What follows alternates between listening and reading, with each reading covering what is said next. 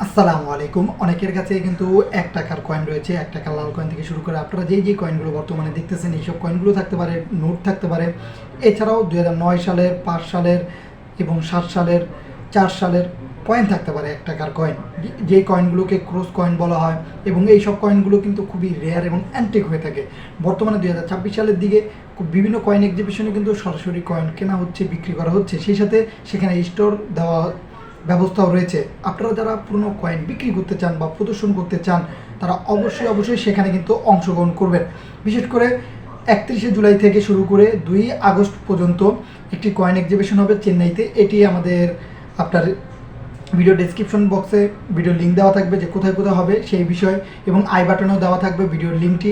আপনারা অবশ্যই সেখান থেকে দেখে নেবেন এবং যেইখানে অনুষ্ঠিত হবে চেন্নাইয়ের সেখানে যাবেন। যে আপনারা চাইলে এই পুরনো কয়েনগুলো খুব সহজে, খুব দ্রুত সময় এবং সরাসরি দেখার মাধ্যমে সরাসরি বিক্রি করতে পারবেন। আপনারা যারা পুরনো নোট কয়েন বিক্রি করতে আগ্রহী, তাদের জন্য এটি সুবর্ণ একটি সুযোগ।